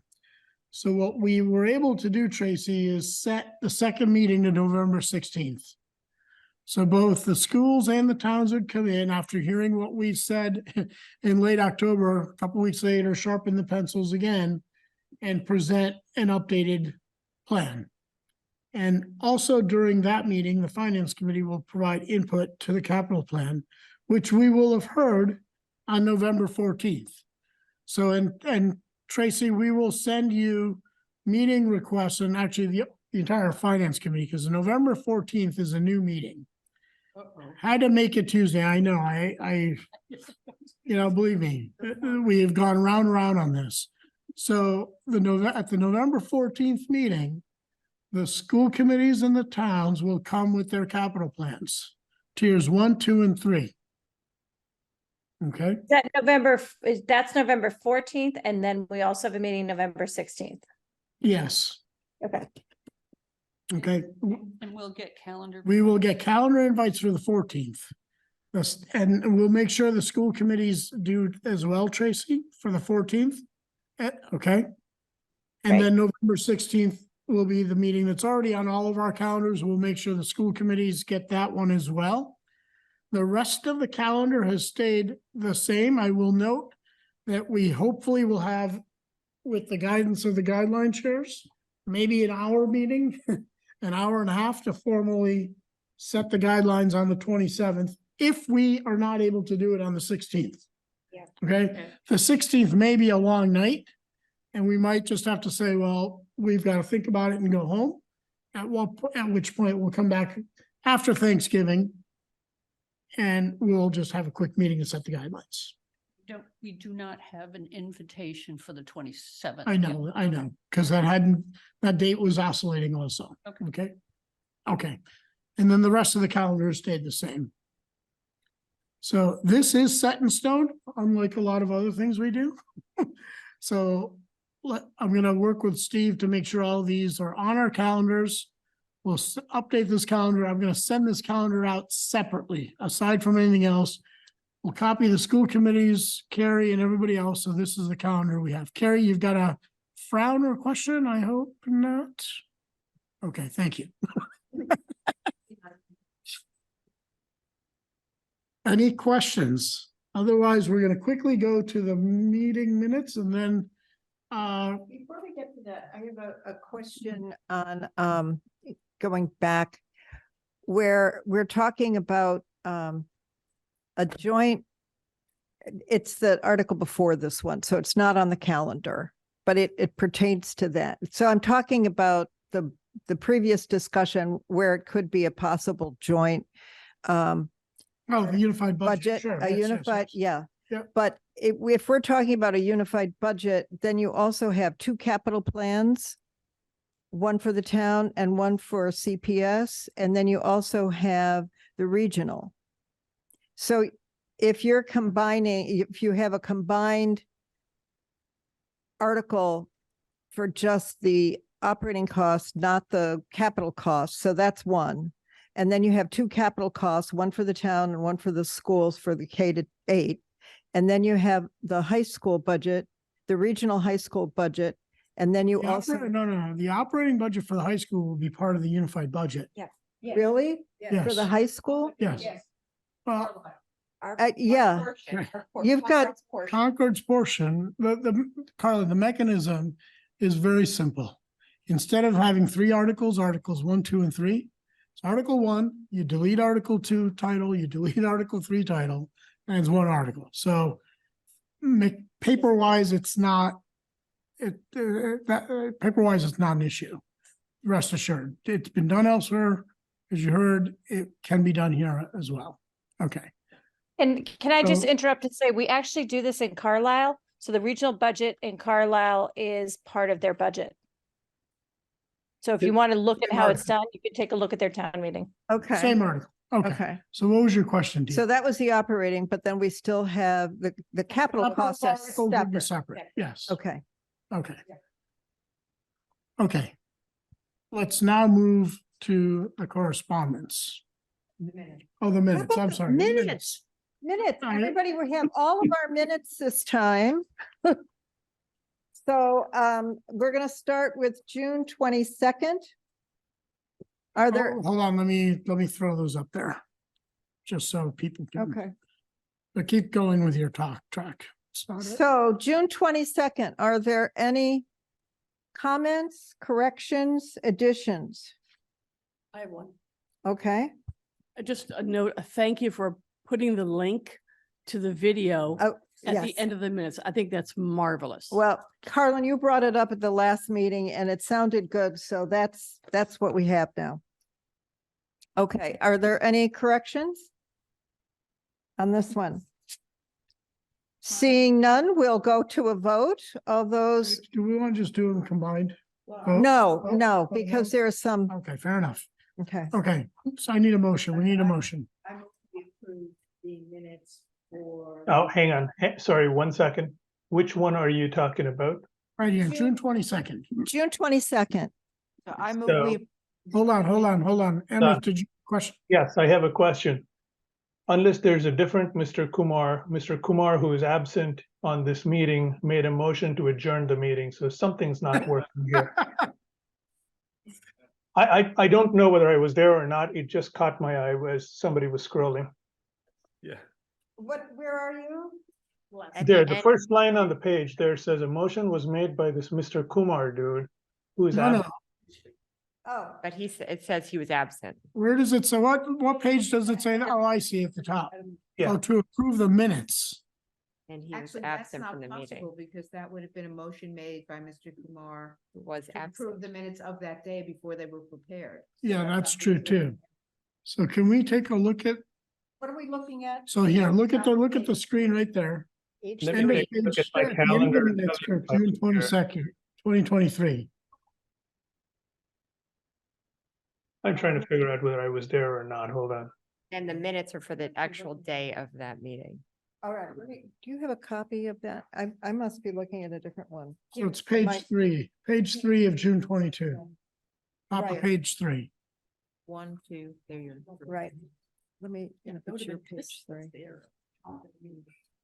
I had blue version. Okay, so he wasn't there, so we're. Yeah, just he was gonna- not there. A motion was made. No, but the minutes date was wrong too. The motion is wrong too, because no one could have made a motion to approve minutes that didn't exist yet. What's the date of that These are meeting? the minutes of June 22nd. Oh, okay. So there are two. There are two errors there. All right. Were Okay. any minutes approved at that meeting? We'd have to go back and check the tape. It could have been May. Could have been the May minutes. Let's do this. Let's just update. We don't know.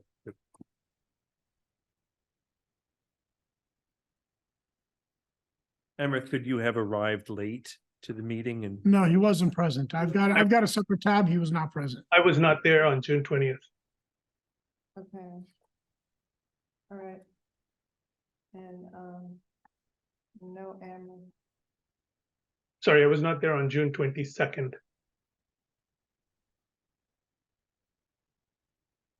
You were not there on June 22nd. Okay. Okay, so can we get a motion that the minutes will be amended As amended. to reflect who actually made the motion and for what minutes? Lindsay, you want to make that motion, please, so that we can, Yeah, I so move. okay, a second? Second. Okay, all in favor? You gotta go Aye. around. Sorry, you gotta vote. Carlin says aye. John, Aye. Dee, Aye. Lois, Aye. Rasher, I, Lindsay, Aye. Quasi. Aye. Amrith, Yes, Eric, Aye. and who else is on? I lost my Zoom. I don't know. Who else is on from the Finance Committee? Online, anybody else online? That's no, everyone. That's That's it. Okay. Yeah, okay, good. So now let's go to the second set of minutes, which are for July 20th. Right. Yeah, they really, I was at that meeting. I have, what, do you have a comment? Yeah. I have a comment too. The July 20th meeting, I do not have all of the names of the people who were there. Okay, And so, if you will read members present and just tell me if your name should be there and it's not included. let Lindsay? me do this for you, because I've got it tracked here. Suresh was there. Kathy was there. Eric was there. Well, don't go so fast. Sorry. Eric, Eric. Suresh? Okay, Suresh, Yeah. Kathy, Yeah. Eric, Greg, Amrith was remote, Don, Lindsay, Dee, myself, Carlin was absent, Chris was there, Okay, I'll talk to you and after. Bosby and Lois. Okay, because That's fine. all right. Okay, so what else? yeah, I'm still on my comment, because my comment was. Yeah. Okay, The minutes have to be amended to reflect. I have one other addition. go ahead, Carlin. Just in the text, when you're talking about What page? This is item number 4, page 1. Yep. Just correct, add the number 9. It's 2229 Main Street. That's it. Okay. Thanks. Okay. Any other comments? Can I get a motion? Oh, If, was this meeting that followed the joint meeting at the school? yes. Okay, I was not present for the finance committee portion of that meeting. I was only there for the joint meeting. Are you stepped out? Yes. I was not a good note taker. Thanks. Okay, Okay, all right. so with, Are you gonna is somebody gonna make a motion? To approve the minutes of the July 20th meeting as amended to correct the list of attendees.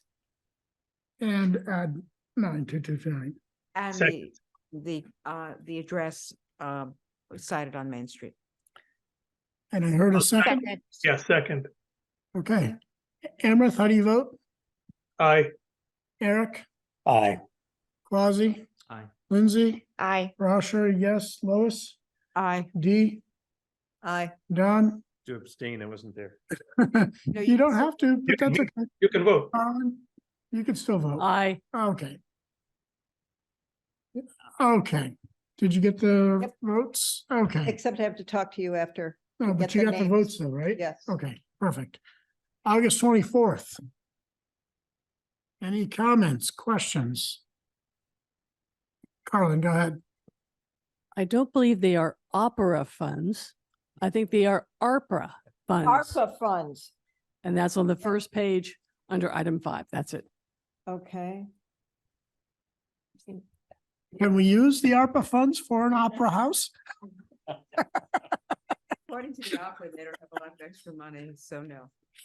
Between item 13 and 14, there seems to be just a word that's just like on, it's just sitting there. We'll take it off. Okay. Other comments? Can I get a motion? I move to approve the minutes of August 24th as amended. Can I get a second? Second, Carlin, I, with much appreciation. Don, Aye. Dee, Aye. Lois, Aye. Rauscher, yes. Lindsay. Yes. Quasi, Aye. Amrith, Yes, Eric. Aye. Okay.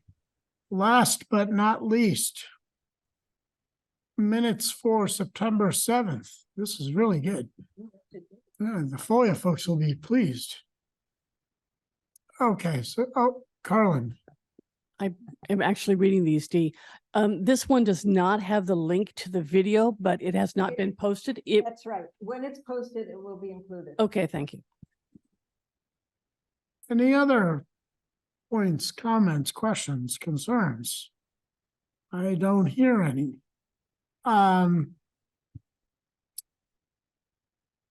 What do we do for citizens that say something like Sandy Smith? We listen to him, and do we say citizen or we just list it, go on affiliated? depends on how they identify themselves. Yeah, okay. Can I get a motion? I move to approve the minutes of September 7th as submitted with the expectation that the link to the video will be added when it is available. Can I get a second? second, Eric. Amrith, yes, Quasi, Yes. Lindsay, Yes. Rauscher, yes, Lois, Yes. Dee, Yes. John, Yes. Harlan. I, All right. I do want to congratulate Dee and thank her And Lori. and Lori for bringing us up to speed and being current on the minutes. So thank you, thank you, thank you. Great. In the course of 2 or 3 short months under your whip, tutelage, guidance, however, whatever you did. Incentives you might have offered. And Steve, I guess, so Steve, did you want to say something or are you raising your hand to Just one parting gesture. parting? What does that mean? Well, you're gonna close the meeting, aren't you? Oh, yeah, I thought you were going somewhere. Okay.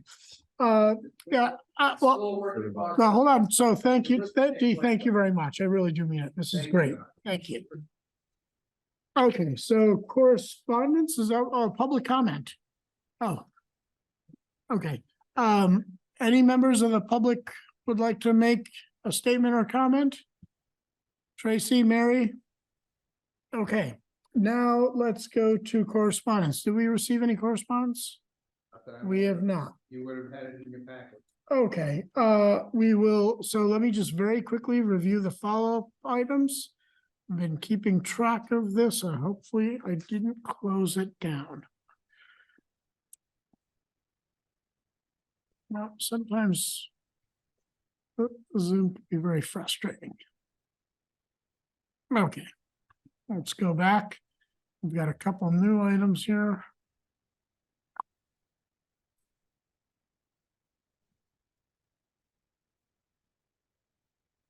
So today, a couple things came out of it. Finance Department's gonna let us know about the total funds returned from the schools by October 15th. And Tracy, if you were not on the call during this discussion, Steve is gonna be in touch with Rob just to get a sense of what the final numbers look like for fiscal year 23. We're gonna get, and Steve just handed out for those of us in the room, but we will share it with the entire finance committee.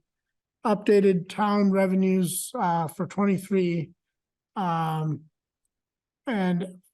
budget tables for 23 as well. The 5-year projections in October will include the remaining 40% for borrowing. Capital plan will include town tier 3 projects. We'll correct these minutes, and the one thing I did not add is send letter to a school committee with clarifications requested by school committee on budget updates and user fees. Anything else? Did we miss anything else in this to-do list? Seeing shaking heads, so the answer is no. Oh, question? one question, and this is for Lois. There is a meeting with the Mass Municipal Association in November. Like, what, is that something that we pay for ourselves? I don't believe so, no. No. Who do we say that? I wanna go. I just don't- who do I tell? They're useful. They Yeah. really are. Okay. I don't know. Into the microphone. What's the date of it? November 4th? I sent it It's to a everybody. Saturday. Hold on. Yep. It's on a Saturday in November. I did it one year, when they were doing them on Zoom. And it's really helpful. And I'm gonna try and go to this, but I'm not sure that I can. I'd like to go, so whoever. Yeah, if a couple of us go, we can report back to the committee with anything really useful. They have good speakers and you just find out that other towns are considering some of the same issues you are and you learn how they're addressed. It's very helpful. Okay, with that, I am going to declare the meeting adjourned. Thank you, everyone.